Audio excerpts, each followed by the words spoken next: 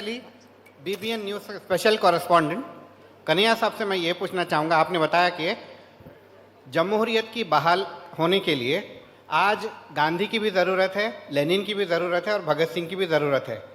तो आपकी नज़र में आज के गांधी कौन है, आज के लेनिन कौन है और आज के भगत सिंह कौन है? और चूंकि मैं मीडिया से रिलेटेड हूँ इसीलिए मैं मीडिया का एक प्रश्न पूछना चाहूँगा। आजकल एक सवाल और प्लीज़। आपने बताया हो गया प्लीज, बहुत लोग हैं। आपने बताया कि आजकल सच बोलना मुश्किल है, हुकूमत के खिलाफ बोलना मुश्किल है, सवाल पूछना मुश्किल है। तो आप जो है आजकल के जर्नलिस्ट को क्या मशवरा देना चाहेंगे? Thank you. बताइए, ये एक तो इनका सवाल जो है कौन बनेगा करोड़पति का सवाल है कि कौन लेनिन बनेगा, कौन भगत सिंह बनेगा। देखिए, ये हम थोड़ी तय करेंगे, ये तो परिस्थितियां लोगों को व्यक्तित्व के रूप में ढालती है, उसका निर्माण करती है। जैसी परिस्थिति होगी वैसे लोग तैयार होंगे। और हमेशा उम्मीद करते हैं कि देश में जो हालात हैं, इस हालात में आज के वक्त के लोग लेनिन, भगत सिंह, फातिमा, सावित्रीबाई फूले वो बनेंगे, ऐसा हम उम्मीद करते हैं। कौन बनेंगे ये हमारे पास इन्फॉर्मेशन नहीं है, और मुझे झूठ बोलने की आदत नहीं है, और झूठ बोल करके मुझे प्रधानमंत्री नहीं बनना है, इसलिए मैं ये बात नहीं बोल रहा हूँ। दूसरा सवाल जो आपने कहा है कि क्या मशविरा देना चाहते हैं आप जर्नलिस्टों को। देखिए, हम कोई मशविरा नहीं उनको देना चाहते हैं, क्योंकि जर्नलिस्टों की भी जो समस्या है उसको हमको समझना चाहिए। जर्नलिस्ट सिर्फ अकेले इस बात के लिए दोषी नहीं है जो आज वो कर रहे हैं और जो उनको करना पड़ रहा है। ये एक स्ट्रक्चर का हिस्सा है। स्ट्रक्चर ये है कि पहले जो मैनेजमेंट होता था वो पत्रकारों के हाथ में ही होता था। आज पत्रकारिता अलग हो गई है और प्रबंधन अलग हो गया है, मैनेजमेंट अलग हो गया है।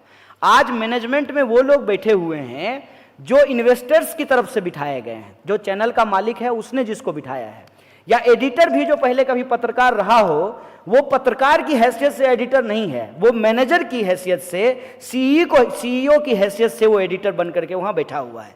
नतीजा क्या हो रहा है कि पत्रकारिता पीछे छूट गई है और बिजनेस उसके ऊपर हावी हो गया है, इंटरटेनमेंट उसके ऊपर हावी हो गया है। ऐसे सिचुएशन में कोई पत्रकार क्या करेगा? यदि वो मैनेजमेंट के खिलाफ जाएगा तो मैनेजमेंट उसको बाहर कर देगी, क्योंकि कोई सोशल सिक्योरिटी नहीं है। जब वो नौकरी लेने के लिए गया है वो ऑलरेडी एग्रीमेंट साइन कर चुका है, हायर एंड फायर का जो एग्रीमेंट है वो ऑलरेडी साइन कर चुका है। बिना कारण बताए आपको कभी भी आपके काम से निकाला जा सकता है, इस पे साइन करके आप काम लेते हैं।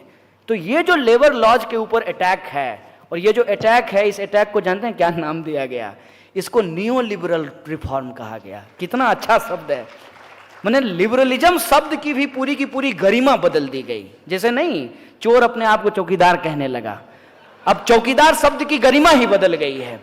तो ये जो नियो लिबरलिज्म है, नियो लिबरलिज्म क्या है? नियो लिबरलिज्म यही है कि भेड़ों को यह कहा जाता है कि आप भेड़ियों के प्रति लिबरल हो जाइए।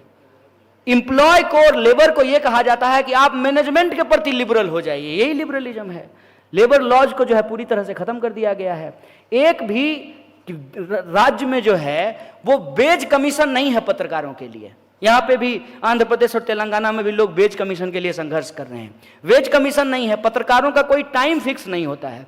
एक स्टोरी के पीछे उनको भगा दिया गया है, चाहे वो स्टोरी करने में उनको 12 घंटा लगे, 15 घंटा लगे, उनको स्टोरी कर करके लाना है। ऐसे जब हालात बनाए गए हैं तो पत्रकार को भी लगता है कि पत्रकारिता करने से तो अच्छा है कि चापलूसी कर लें, क्योंकि इसमें ज्यादा आगे बढ़ने की संभावना है। लोग चापलूसी करके इस देश में राज्यसभा का मेंबर बन जा रहे हैं, राज्यसभा के सांसद बन जा रहे हैं। लोग जो है चापलूसी करके अपना चैनल खोल ले रहे हैं। मतलब नेशन वांट्स टू नो, पहले कहीं और पूछ रहे थे, अब कहीं और पूछ रहे हैं। तो ये जो सिचुएशन है, इस सिचुएशन में पत्रकारिता करना ही बहुत मुश्किल हो गया है। फिर भी यदि कोई करने की कोशिश करता है तो उसको मार दिया जाता है गौरी लंकेश की तरह, उसको पुण्य प्रसून वाजपेयी और अभिसार शर्मा की तरह नौकरी से निकाल दिया जाता है। उस चैनल को जो पत्रकारिता करने की कोशिश की जाती है उसको बंद कर दिया जाता है। आप एनडीटीवी की हालत देख लीजिए। जो लोग इन्वेस्टिगेटिव जर्नलिज्म कर रहे थे, आज वो बेचारे क्या करें? वो कहीं से लाइसेंसधारी बंदूक लेकर के किसी को लेकर के थोड़ी घूम सकते हैं। तो पत्रकारों का काम जो है कि वो सरकार को क्रिटिसाइज करे और सच ढूंढ करके लाए। उस सच को निकालने के लिए पहले पत्रकारिता होती थी, अब सच को छुपाने के लिए पत्रकारिता होती है। तो पत्रकारिता से मेरा कोई शिकायत नहीं है। जो स्ट्रक्चर है उस स्ट्रक्चर के वो भी शिकार हैं, लेकिन उनसे मशविरा यही है कि देखिए ऐसी स्थिति सब जगह है, ऐसी स्थिति मेडिकल साइंस में भी है। सारे डॉक्टर जो हैं वो संबित पात्रा की तरह नहीं हैं, कुछ सही में डॉक्टर भी हैं और वो अपने प्रोफेशन को ईमानदारी से कर रहे हैं। कुछ पत्रकार भी हैं जो ईमानदार हैं, कुछ एकेडमिशियन भी जो हैं ईमानदार हैं, कुछ किसान भी हैं जो किसानों के लिए ईमानदारी से लड़ रहे हैं, दलित अधिकार के लिए लोग लड़ रहे हैं, महिला अधिकारों के लिए लड़ रहे हैं, आदिवासियों के हक अधिकार के लिए लड़ रहे हैं। ये लड़ाई यदि अकेले अकेले होती रहेगी तो इन सारी लड़ाइयों को एक एक करके खत्म किया जा सकता है। इस लड़ाई को यदि इकट्ठा किया जाए, इसको एकजुट किया जाए, तो ये लड़ाई फ्रीडम की लड़ाई है और ये फ्रीडम देश के भीतर फ्रीडम की लड़ाई है जिसको हम लोग जीत सकते हैं। और जो पत्रकारों का सवाल है वो विद्यार्थी उठाए और विद्यार्थियों का सवाल पत्रकार उठाए, यही एकता और यही संघर्ष जो है हम लोगों को आगे का रास्ता दिखाती है। यही मशविरा मैं दे सकता हूं।